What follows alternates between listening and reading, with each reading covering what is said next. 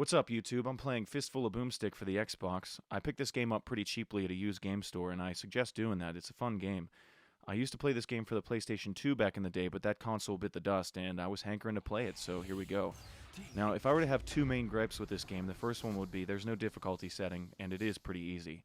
And the second one would be that Ash is just supposed to have a shotgun and a chainsaw, but they give him a lot of different weapons in this game. Now, I'm going to show you all of them, but I am also going to show you a way that you can play through this game using just the shotgun. There's a little trick that you can do pretty early on, and I'm going to show you how to do that.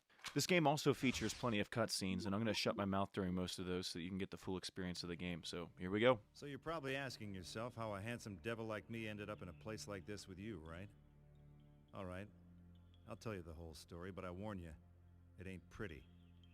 May seem hard to believe, but these chiseled good looks have seen a whole lot of ugly. So I guess I'd have to start with the book. Legend has it that it was written by the Dark Ones. Necronomicon Ex Mortis, roughly translated, the Book of the Dead. About 20-some-odd years ago, Professor Nobi unearthed the book at Castle Kandar and accidentally unleashed the Deadites in the woods outside Dearborn. That's when I got involved.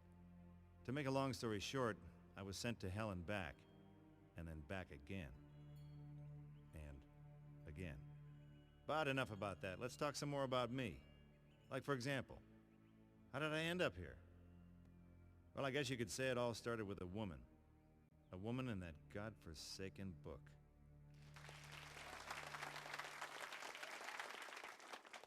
Welcome, true believers, to another chilling episode of Mysteries of the Occult. I'm Trisha Pettywood, your guide into the realms of shadow and the arcane.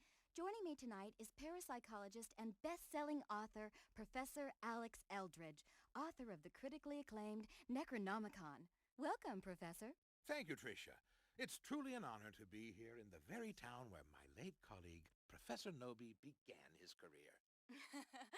Oh, the honor is all mine. Your brilliant modern translation of this ancient text has set the world on fire. I'm told there's even a film in the works. Oh, please. That hack wouldn't know the real Necronomicon from a roll of extra fluffy two-ply. Here, this one's on me. I'm awful sorry about Jenny. Tonight would have been 10 years, right? Oh, yeah. Thanks for bringing that up, Chief.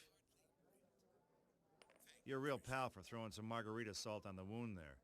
Perhaps you'd like to poke me in the eye with an umbrella straw while you're at it. And what do you make of a local Dearborn man that claims the Necronomicon has the power to raise the dead, or even travel interdimensionally through time? While it's easy to get caught up in the mythology behind the book, I'm afraid that sort of thing is just the sad, depraved ramblings of a lunatic. The real power of the Necronomicon lies not in the incantations, but in the poetry. Did you hear that? The guy called me a lunatic. Can you believe that? You want to see a lunatic, buddy? Why don't you come on down here and I'll show you a whole bottle full of lunatics. Absolutely fascinating, Professor.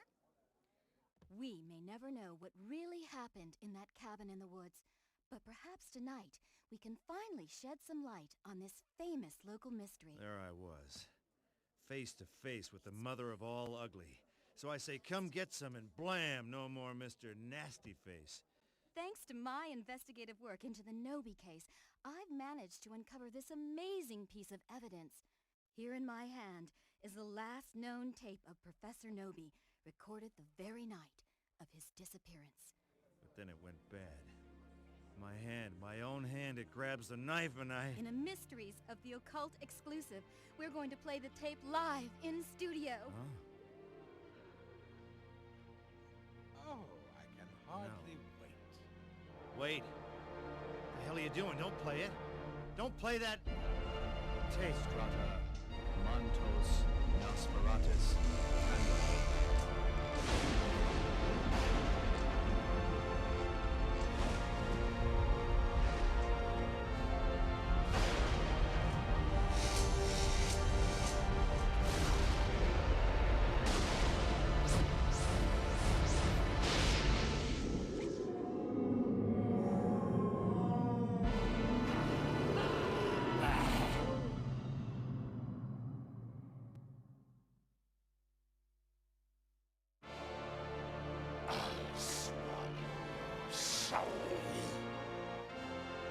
mine a double.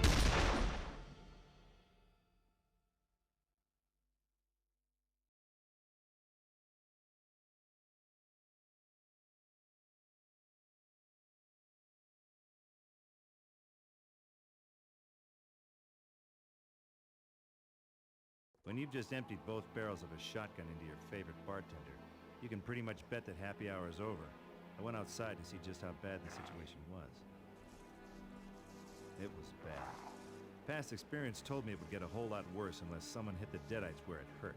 And seeing as how the TV station was their shortcut into this world, I figured that was a pretty good place to start. But first, I had to find more weapons. My trusty boomstick was almost empty.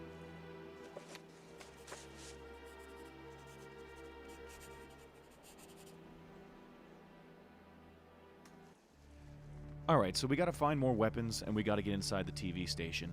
Now, you round this corner and you run into a cop who's shooting a couple of deadites, and he dies pretty much immediately after that. Why you can't take his handgun, I have no idea. Kids these days, huh? What are those things? They're everywhere! It's like all hell broke loose! Oh, gee. Do you think? Say, you mind telling me where I can find some more ammo for the old double barrel? I'm just a rookie. They don't give us a shotgun until our second year. I'm pretty good with the sidearm, though. Stick with me and we should be okay. Oh, great. An optimist with a gun.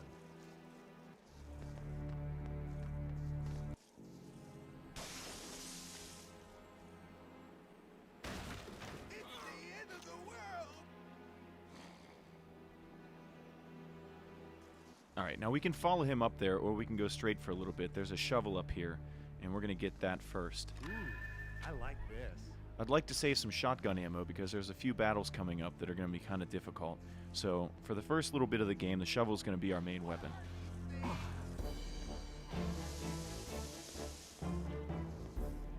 Say, Bub, is there another way in here?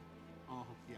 Well, the boss has the key, but he didn't show up for work yet. You know, the guys from the day shift should have clocked out by now, but there have been some freaking noises coming out of there. I sure hope nothing bad's happened to him. Sorry, pal. Sounds to me like your coworkers are playing footsie with the forces of hell right about now. But I'll keep an eye out for your boss, though. Put in a good word for you.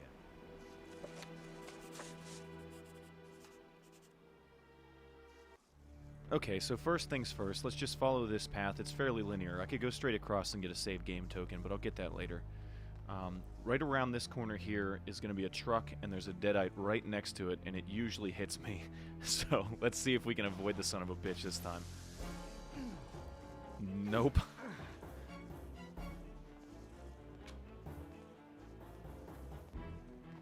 Now, you can use the shovel like that to stun them, and then you can lop their heads off like that. Or you can just haul back and get ready and knock them around like that. There's a few different ways that you can use it. This cop here is going to tell me to go fuck myself until I have a badge. Hey, Captain, you boys having a little R&R, I see, huh? Dusting the girls for fingerprints, are you? Funny man. Those things in the yard have taken over the strip club, along with pretty much the whole town. As long as they stay in there, we hold these positions. Which means unless you're a cop, you can just turn right around. Now relax, I'm on the job, see? Working Vice. Deep undercover, you get me? You got a badge to back that up? A badge. Oh, sure, yeah, I'm a cop. I got a badge, right? Only I don't carry it when I'm working on a case, you know, No badge, no go. Clear? Crystal. I'll be right back.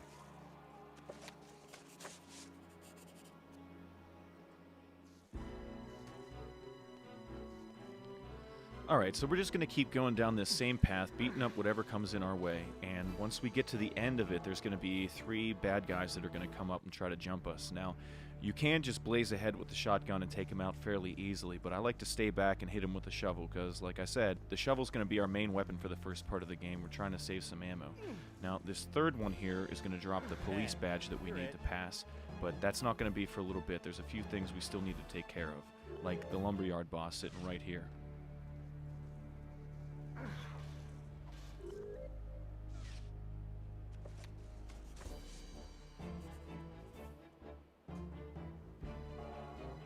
So, now that we got that thing added to our to-do list to check out the lumberyard, that's going to be first.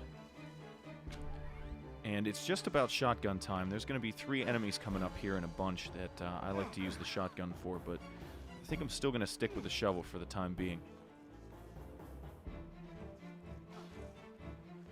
One thing you may notice after you kill every deadite is the green shit that flies up from their dead bodies. That's mana, and since we don't have our first spell yet, we're not concerned with it, but later on in the game you're going to want to pick that up as you would with any health pack to keep your mana full. I don't use the spells too terribly often, but there's a few instances in the game where you're pretty much forced to. You won't be able to pass unless you do. So I'll try to showcase all of the spells, but like I said, I prefer playing this game with just the shotgun and the chainsaw. So where is the chainsaw? Well, that's why we have to go check out the lumberyard. That's where we pick the thing up. So after I take out these assholes, I'm going to make a beeline right there and grab our main weapon. It's worth noting that this area of the game before we hit the TV station, this is the only time that we're maneuvering around this part of Dearborn, Michigan. The rest of the game, even though we travel through time, takes place in pretty much the same exact area, so there's very little memorization as far as how to get around is concerned. Once you open up the door, just head around this pile of boxes here and grab the health pack, and we want to make sure that we have our shotgun out, because once you get inside the next area, you're going to see some bodies laying on the ground, and as soon as you try to leave this, I don't know, what do you call it, a garage? They all spring back to life and try to get you. Bring it on. Instead of running out in the yard, I like to wait in the doorway and take these guys out, because as soon as you leave this area, some more deadites start coming out of the ground, and it's a lot easier to take them on in small doses rather than try to take on the whole horde at once.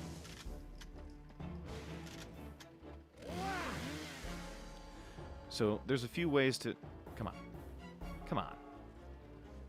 So there's a few ways you can use the chainsaw. I'm going to make a beeline right for this guy and show you that if you tap the button just right, you can lift them up onto the blade like that. There's certain enemies in the game that are going to be a lot more difficult when we get a little further on, and that's a good way to take them out, because when you have them up on the blade like that, you're able to shoot them off with the shotgun, and that usually kills them. We could come out of this area in the exact same spot that we came in, or we could go over to this thing here and chop these boards. Every time you see boards across a fence like that, that's a little hidden area that you can get to. And there was one of those back where we picked up the police badge and the key to the lumberyard, and we're going to go grab that now. There's a spell in there that we're going to need if we want to get to the next portion of the game, and I don't feel like having to come all the way back here to get it later, so we're going to take care of that right now.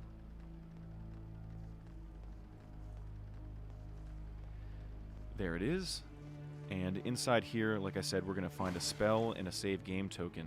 There was another save game token, I believe, back across from the lumberyard, but I don't save the game too terribly often, so I'm not concerned with it right now. It's finally time that we go show this policeman our badge and get ourselves into the next portion of the game. Now that we have that spell, we also have a mana meter in addition to our health meter, and it'll show up at the top of the screen on the opposite side as our health does. And you'll be able to fill that up by killing the deadites and collecting that green shit that I mentioned earlier. Hey there, Captain. I got my ID. You mind letting me through now? Whatever, head on through. It's your ass, not mine. Well, that about wraps it up for this video. If you liked what you saw, rate, comment, and subscribe, and I will show you the next part of the game in part 2.